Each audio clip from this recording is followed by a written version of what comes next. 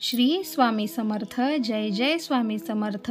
तर श्रावण महिन्यामध्ये प्रत्येकजण शिवाची उपासना करतो. शिवकृपा प्राप्त होण्यासाठी सोमवारचे उपवास करतो. वेगवेगळे जलाभिषेक, दुग्धाभिषेक, वेगवेगळ्या वस्तू आपण शिवलिंगाला अर्पण करतो. त्याचप्रमाणे आवर्जून केली जाणारी एक सेवा म्हणजे शिवलीलामृत ग्रंथाचे जे पारायण आहे किंवा पोथीचे पारायण आहे, आपण ते आवर्जून करतो. पण काही जणांना नोकरीमुळे म्हणा किंवा इतर तत्सम कारणामुळे हे करणे शक्य होत नाही. तर त्यांनी कोणत्या अध्यायाचे पठण करावे हे माहिती आपण या व्हिडिओमध्ये पाहणार आहोत. तर शिवलीलामृताचे पारायण का करतात? तर आपल्याला सर्व दुःख संकटांमधून मुक्ती मिळण्यासाठी आणि सद्गुरूंचे आशीर्वाद प्राप्त करण्यासाठी आपण हे पारायण करतो. आवर्जून श्रावण महिन्यात हे केले जाते. 15 अध्याय याच्यामध्ये आहेत आणि आपण 7 दिवसाचे पारायण करू शकतो किंवा अगदी शक्य असल्या 3 दिवसामध्ये करतो. पण काही वेळेस आपल्याला हे करणे शक्य होत नाही. त्यावेळेस शिवलीलामृतमधील 11वा अध्याय हा जो रुद्राध्याय म्हणून प्रसिद्ध आहे, त्याचे आपण रोज एक पठण केले किंवा एक वेळेस वाचन केले तरी आपल्याला पूर्ण शिवलीलामृत ग्रंथाच्या पारायणाचे आपल्याला फायदे मिळतात. तर हा अतिशय महत्त्वाचा, अगदी खूप महत्त्वाचा रुद्राध्याय आहे आणि याचे पठण केल्याने आपल्याला 30 फायदे होतात, ते आपण पाहणार आहोत. तर आपण जर पहिल्या सोमवारपासून शिवलीलामृत ग्रंथाचं पारायण केलं नसेल किंवा हा 11वा अध्यायाचे जरी पठण केलं नसेल तर आपण नक्कीच दुसऱ्या जो श्रावणी सोमवार आहे त्या दिवसापासून याचे पठण करायचं आहे एक वेळेस. आणि ओम नमः शिवाय या पंचाक्षरी मंत्राचा 108 वेळा दिवसभरात कधीही जप करायचा आहे. त्याचे आपल्याला नक्कीच चांगले फायदे मिळतात. तर ते कोणते आहेत ते पाहूयात. तर हा अध्याय आपण पठण केल्याने आपल्याला सर्व शिवलीलामृत पारायणाचे फळ मिळतं. तर ते आपल्याला जे 30 प्रकारचे फायदे होतात तर ते कोणते आहेत ते आपण पाहूयात. तर पहिला फायदा आहे पापांचे निर्मूलन होते. जेव्हा भक्त आपण जे प्रामाणिकपणे भगवंताच्या नामाचा जप करतो किंवा कोणत्या एखाद्या अध्यायाचे मनापासून पठण करतो तर आपले सर्व पापांची शुद्धी होते आणि आपल्या चुकातून आपली मुक्तीची भावना निर्माण होते. दुसरा फायदा आहे भगवान शिवांचे आशीर्वाद आपल्याला याच्यामुळे प्राप्त होतात.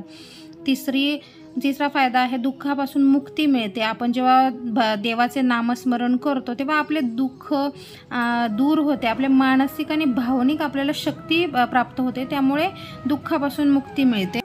चौथं कारण आहे नकारात्मक शक्तींपासून संरक्षण होते. जेव्हा आपण परमेश्वराचं काही नामस्मरण करतो किंवा काही अध्याय पठण करतो तर ओम आणि शंकर म्हणजे शंकर ही आपली जी परमात्मा आहे ती सर्वांचे मूळ असल्यामुळे आपण जर यांच्या कोणत्याही स्वरूपात पूजन केलं किंवा भक्तिभावाने त्यांची पूजा अर्चा केली तर नकारात्मक शक्ती त्यांच्यापासून आपलं संरक्षण होतं.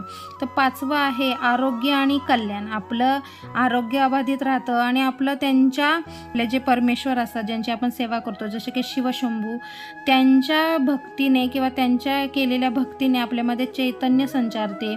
एक प्रकारचे आपल्या आरोग्यावर हे उपचार असतात आणि आपण आपलं कल्याण करून घेतो.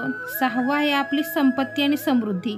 आपण जेव्हा आध्यात्मिक काहीतरी गोष्टी करतो तर त्यामुळे आपण स्वतः आतून समृद्ध होतो आणि आपल्याला आपल्या समृद्धीतून आपण आपली जी प्रयत्नांमध्ये यश येतं आणि आपल्या संपत्तीमध्ये वृद्धी होते. त्याचप्रमाणे धार्मिक आणि सद्गुण आपले जे वाढतात, म्हणजे धार्मिकता, आपण जेव्हा देवाची भक्ती करतो आणि आपल्याला त्याचं काहीतरी फळ मिळतं तेव्हा आपण अधिक भक्ती करतो आणि त्याच्यामुळे आपण सद्गुण जे काही आचार विचार त्या पठणामध्ये सांगितलेले त्याचं अनुकरण करण्याची म्हणजे एक वृत्ती आपल्यात निर्माण होते. त्यामुळे आपण धार्मिक आणि सद्गुणी होतो. कुटुंबाचे कल्याण होतं. काही आपल्या ज्या काही वाईट गोष्टी असतात आपण भगवंताच्या सेवेमध्ये जेव्हा जातो तर त्या गोष्टी आपल्या बदलतात आणि परस्पर आपल्या कुटुंबाचंही कल्याण होतं. त्याचनंतर आपलं धैर्य आणि आत्मविश्वास वाढतो. जेव्हा आपण परमेश्वराला शरण जातो तेव्हा आपल्याला जी काही परिस्थिती असते तिला धैर्याने आणि आत्मविश्वासाने आपण विश्वासाने तोंड देण्यास मदत होते.